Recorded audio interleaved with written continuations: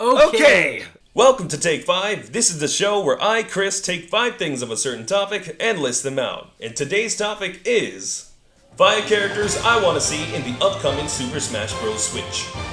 At the time of recording for this video, Nintendo has announced a new Super Smash Bros. For the Nintendo Switch. And so far, all we know about it is that the Inklings from Splatoon are in it. Other than that, we know absolutely nothing. Now if you're asking me, what is Super Smash Bros? First of all, why are you even watching this video if you don't know what it is? Secondly, it's pretty much Nintendo's most successful fighting game franchise ever.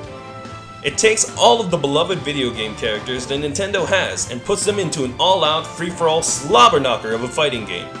Beloved Nintendo characters such as Mario, Pikachu, Zelda, Donkey Kong, Dinky Kong, Yersh, King Penguin, Duck Hunt, and Princess Peach all make an appearance in the game. But in the past, Nintendo has made Smash fans around the world scream out in excitement when guest characters came to join the battle too. Guest characters like Sonic the Hedgehog, Solid Snake from Metal Gear Solid, Mega Man, and Pac-Man have all entered the fray in the past. You'd think they would stop at those guest characters, but no. In the 4th Super Smash Bros. For the Nintendo 3DS and Wii U, they came out with downloadable content, adding in old favorites like Mewtwo and Roy back into the fray. But with DLC, they also added in big names like Ryu from Street Fighter and Cloud Strife from Final Fantasy VII. Characters that people in the past have said could never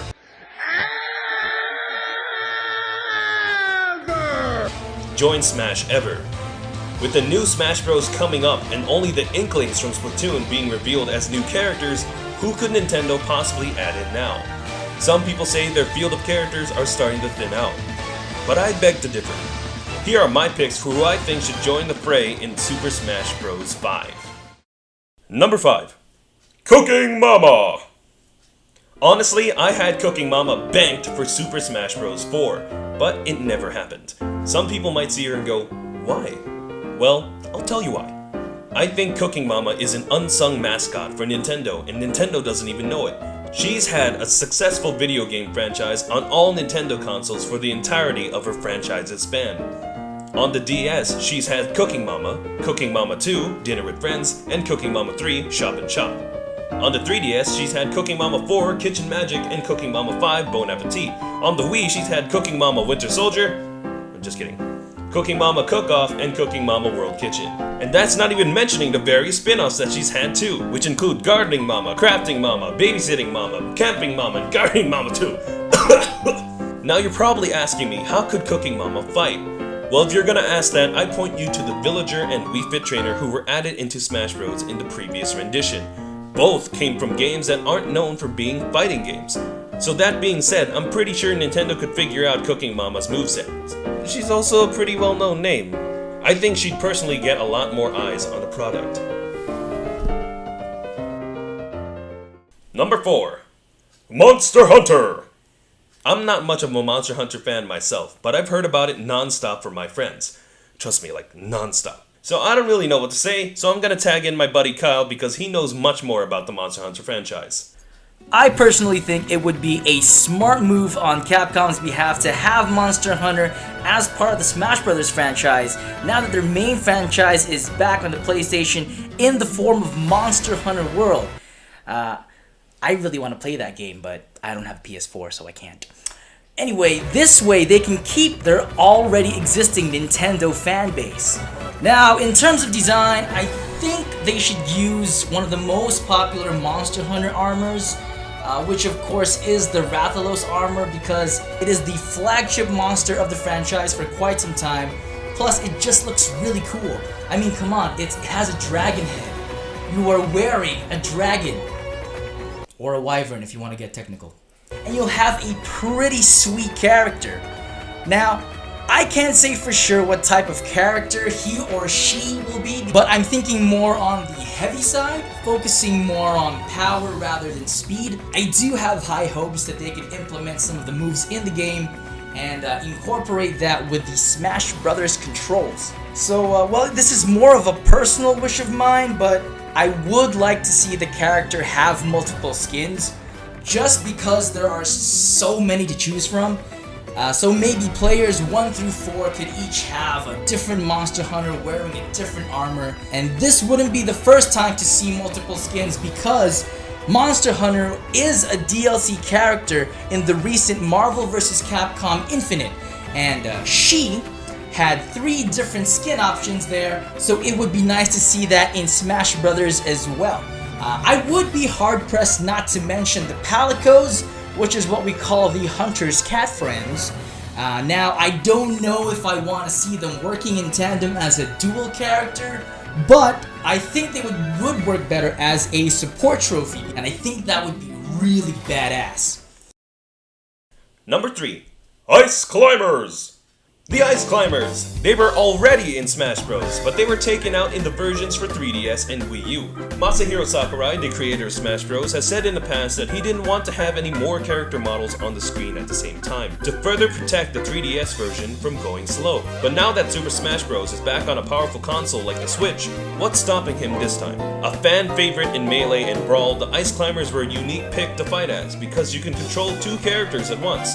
Similar to how Mr. Game & Watch, Rob the Robot, and Duck Hunt are throwbacks to the retro age of Nintendo, Ice Climbers also fits that bill. And honestly, if you're asking me, I think the Ice Climbers should come back not only as fighters, but maybe sporting a new game too. They don't even have to have a full-blown Switch or 3DS game, just release something for the eShop, or a mobile game like Super Mario Run, and I think people would love to try it. This pair was on thin ice before, but as their name suggests, I think they could rise to the top again. Number 2. Unnamed Fire Emblem character. Okay,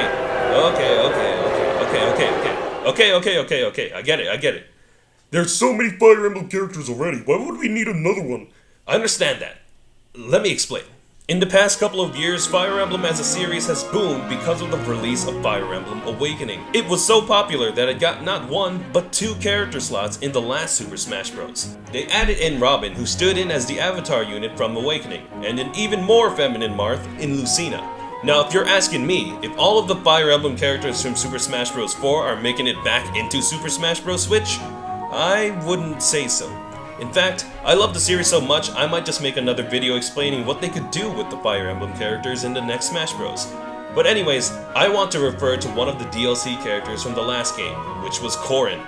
At the time of Corrin's release as a DLC fighter, his game hadn't even come out yet for the Western audiences. I'm sure Sakurai or some other Nintendo executive saw this as an opportunity to cross-promote, and seeing as how there is a confirmed upcoming Fire Emblem game for Nintendo Switch, maybe you can piece the puzzle together. At the time of recording for this video, no details at all have been revealed for the Fire Emblem game. However, I think maybe at E3 this year, both a trailer for the Fire Emblem Switch game and possibly a fighter reveal trailer might be out at the same time. Number 1. Goku! Hear me out! Just hear me out, okay? I still think Goku's inclusion in the Smash Bros. Game is minuscule. The percentage ratio used to be 0, but now I think it's like a 2%, okay? Here's why, alright? Don't kill me. Super Smash Bros. Has always been about the fantasy that these characters that you never expect together are actually in one game together. Now that being said, the hype for the reveals for new Smash Bros. Fighters are at an all-time high. Oh my!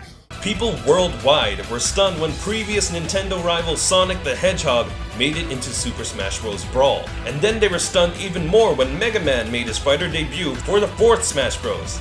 And Nintendo straight up took a taser to their fanbase when they revealed Cloud Strife for DLC. So how could you top these incredible reveals of the past? Well, look no further than Son Goku. He's been recommended by fans to get into the game as a joke, and for realsies from some fans. And he is one incredible worldwide name, so it's not completely out of the question.